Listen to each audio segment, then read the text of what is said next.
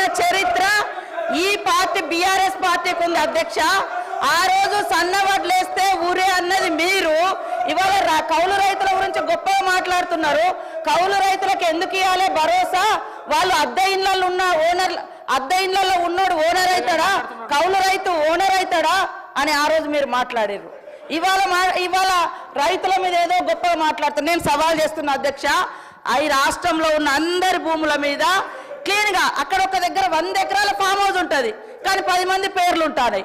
అది బయట తీయండి.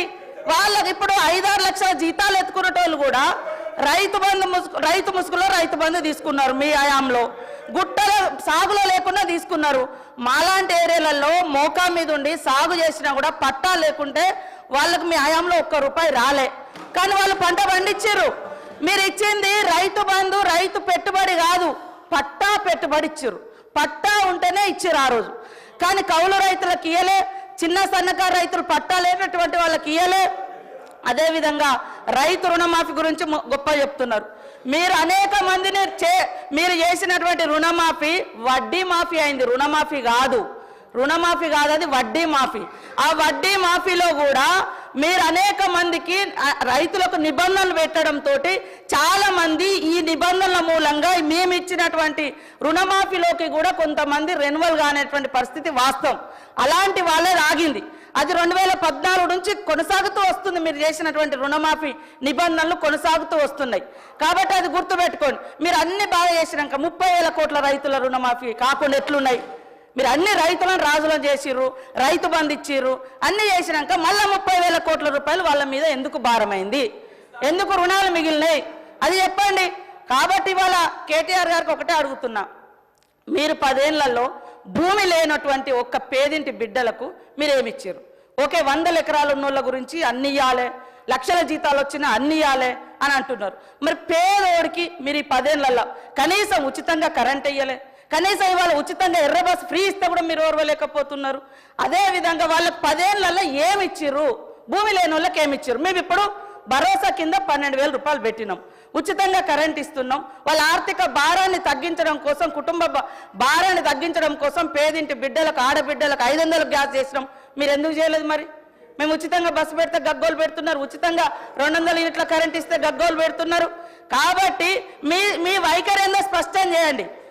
మీ వైఖరి ఏందో అంటే అందరికీ వాళ్ళు 100 ఎకరాల ఫామ్ హౌస్లు ఉన్నా కూడా ఇవ్వండి అని అంటారా? అదే చెప్పండి.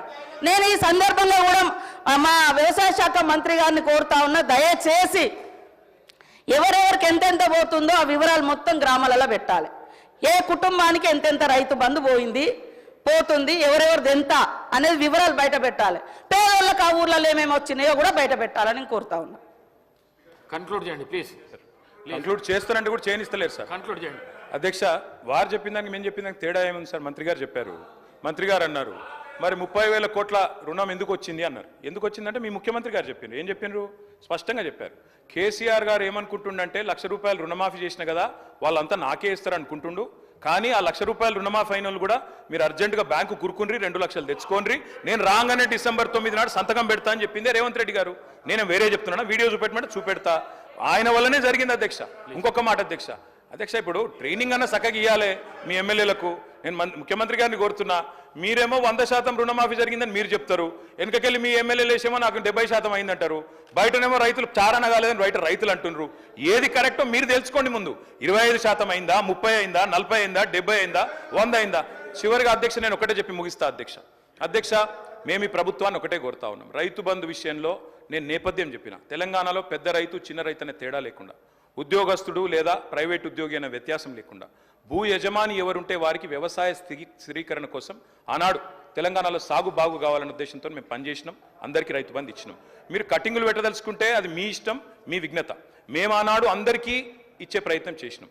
మీరు కూడా ఎలక్షన్లకు ముందు స్పష్టంగా చెప్పినారు, అందరికీ అన్ని అన్నారు, ఇలా కొందరికి కొన్ని అంటున్నారు. నేను ముఖ్యమంత్రి గారిని కోరుతా ఉన్నా, మీరు దయచేసి రైతులకు ఇచ్చిన ప్రతి వాగ్దానం నిలబెట్టుకోండి, అన్నదాత కోసం పనిచేయండి. కొడంగల్లో రైతులను జైల్లో పెట్టిన అదాని కోసం అట్లాంటి పనులు మాత్రం చేయకండి. అదేవిధంగా కేవలం కుటుంబం కోసం, అనుమూల కుటుంబం కోసం, బావమరిదికి అమృతం కోసం పనిచేయవద్దని ముఖ్యమంత్రిని పాయల్ శంకర్ గారు అధ్యక్ష